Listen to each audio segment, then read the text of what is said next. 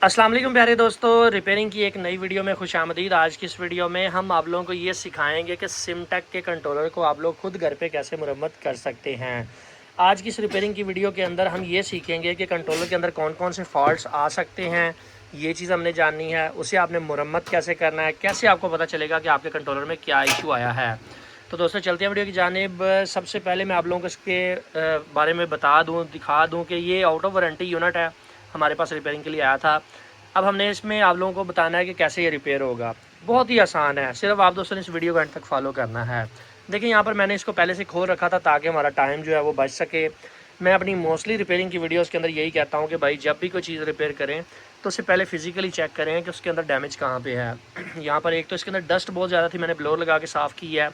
दूसरे नंबर पर आप लोग देखें तो यहाँ पर कुछ लीकेज इधर लगी हुई है, ऑयल लगा हुआ है। ये किस वजह से होता है वो आप लोग यहाँ पर देखें। इसके सारे कैपेसिटर ये वाले जो है ये ब्लास्ट हैं।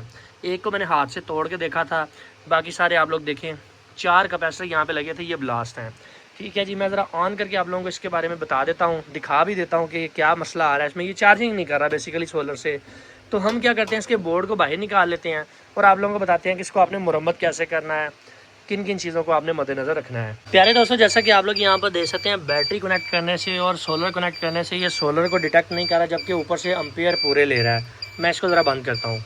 यानी कि इसके अंदर फॉल्ट ये है कि ये सोलर साइड को डिटेक्ट नहीं कर पा रहा। सोलर साइड में कहीं पे शॉर्टेज है जिसकी वजह से प्रॉपर सेंस नहीं कर पा रहा। तो सोलर वाली ये जो मॉसफेट हैं, ये कैपेसिटर को चेंज करता हूँ सबसे पहले। जो चीज़ आपको ख़राब नज़र आ रही है सबसे पहले उसे चेंज करें, उसके बाद फिर देखें कि अगले सेक्शन में कहाँ पे मसला हो सकता है। प्यारे दोस्तों, जैसा कि मैंने आपको बताया कि अभी हम इसकी मल्टीमीटर की मदद से टेस्टिंग करते हैं। जैसा कि हमने ये चीज़ देखी कि इसकी ये जो सोलर साइड है, ये देखें ना, ये सोलर साइड पर ये सारी मॉसफेट लगी हुई हैं, ये वाली सारी। ठीक है, किस नंबर की लगी हुई है वो तो बाद में देखते हैं, मगर ये शॉर्ट सर्किट चेक करते हैं और अगले हीट सिम पे जो मॉसफेट लगी हैं उनको चेक करते हैं। आसान कुलिया हमारी देसी ज़ुबान के अंदर जो मैं अक्सर अपने भाइयों को बताता हूँ कि बज़र की रेंज पे सेलेक्ट करें और देखें कि मॉसफेट के ऊपर शॉर्ट सर्किट नहीं होना चाहिए। रीडिंग आ जाए मसला नहीं, रीडिंग इसलिए आ रही है क्योंकि डायोड मोड भी यहीं पर है इस मीटर के अंदर। ये ओके है जनाब, ये ओके है। आप लोग यहाँ पर देखें बज़र की आवाज़ सुनाई दे रही है। ये छोटा सा आइकन बज़र का है, शायद आपको वीडियो में बज़र की आवाज़ ना सुनाई दे रही हो। ठीक है जी, पहले नंबर वाली शॉट, दूसरे नंबर वाली डाउट है मुझे इसके ऊपर, ये भी शॉर्ट है देखें। तीसरे नंबर वाली शॉर्ट, आगे सेंसर ठीक है, आगे वाली मॉसफेट ये भी शॉर्ट, इससे आगे वाली मॉसफेट ये भी शॉर्ट, इससे आगे वाली ये भी शॉर्ट। यानी कि इसका मतलब ये हुआ कि हमने फॉल्ट को ढूंढ लिया है। फॉल्ट असल में निकला कहाँ पे है, सोलर साइड के ऊपर। इसकी पीवी साइड जो है वो गलत लगाई गई है, या फिर पीवी साइड के ऊपर जो है वो गलत वोल्टेज, ज़्यादा वोल्टेज दिए गए हैं। यहाँ पर ये जो मॉसफेट लगी हुई है 90 यानी 90 N20 है।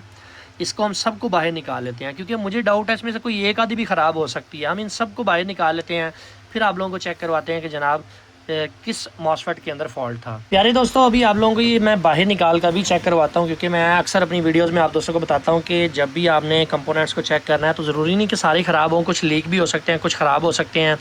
बज़र की रेंज पे सेलेक्ट करें। ये जो मैंने ऊपर हीट सिंक के ऊपर माइनस रखा है मीटर का, ये इसके साथ कनेक्टेड होता है। ठीक है, ये देखिए बज़र की आवाज़ आ रही है। बेस के ऊपर इसको लगाता हूँ तो बज़र की आवाज़ सुनाई दे रही है, यानी कि ये पहले वाली तो फारिग होगी, इसको साइड पे करें। दूसरी की बेस के ऊपर लगाता हूँ, कोई रीडिंग नहीं आ रही। यहाँ पर लगाता हूँ तो यहाँ पर मुझे कुछ रीडिंग देखने को मिल रही है। अलबत्ता मैं इसे उल्टा कर लगा के देख लेता हूँ, ये देखें यहाँ पर भी रीडिंग मिल रही है। इसका मतलब ये है कि ये लीकेज है, इसके अंदर लीकेज है। हम लोग क्या करते हैं कि प्रॉपर टेस्ट नहीं करते, जिसकी वजह से दोबारा से सिस्टम में मसला आ जाता है। इसको चेक करें। ठीक है जी, यहाँ पे ठीक है, ये तो इसके साथ जुड़ी हुई है। तीसरे नंबर वाली जो ड्रेन टू सोर्स, हम इसको चेक कर लेते हैं। एक साइड ओके, ये जनाब ये ओके, एक साइड और उल्टा आगे लगाता हूँ। ठीक है जी, ये भी ओके है। इसी तरह से मैं इसको देख लेता हूँ।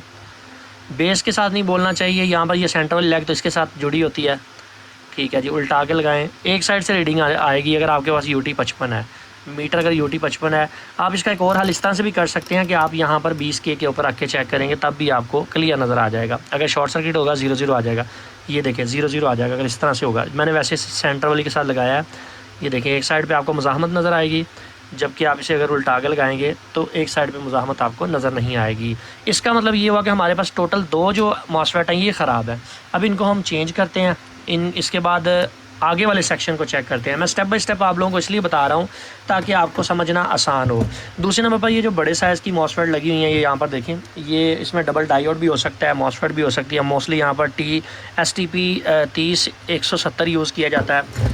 तो वो ज़्यादातर डबल डायोड ही होता है। यहाँ पर देखें, यहाँ पर एक साइड पे रीडिंग आ रही है, दूसरी साइड पे रीडिंग नहीं आ रही। इसी तरह इनको बाकियों को भी चेक कर लें, एक साइड पे रीडिंग आएगी, दूसरी साइड पे नहीं आएगी। ठीक है, ये सारे वैसे पैरेलल में लगे होते हैं। ठीक है जी, ये हमने इसको देख लिया। अगर इनमें से कोई एक आउट भी शॉर्ट होगा तो यहाँ पर नज़र आ जाएगा।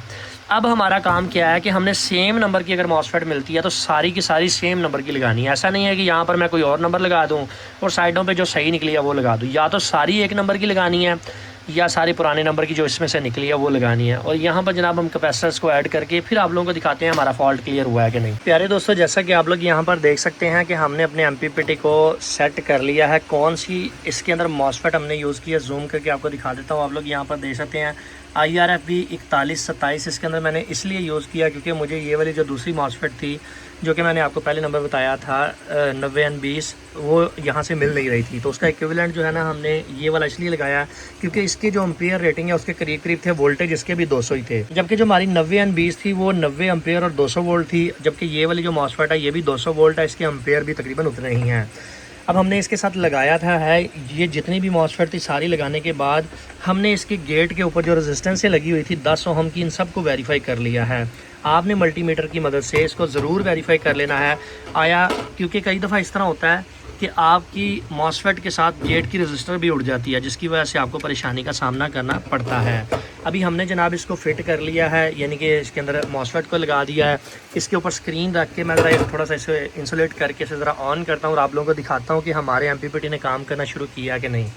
ये जनाब मैंने इस MPPT के ब्रेकर को ऑन किया और आप लोग यहाँ पर देख सकते हैं। अभी हम इसकी स्क्रीन को भी साफ़ करेंगे। MPPT solar charge controller sensing, ये देखें एरर आ रहा है PV का। वो कह रहा है कि आपने मुझे PV से कनेक्ट नहीं किया, तो PV से कनेक्ट कर देता हूँ मैं इसको। जनाब यहाँ पर देखें, ये माइनस लगा दिया और ये मैंने प्लस लगा दिया। प्लस माइनस देख के लगाना। जैसे ही PV कनेक्ट की इसकी आवाज़ बंद हो गई और ये PV को सेंस करने लग गया, चार्जिंग मोड पे शिफ्ट हो गया है।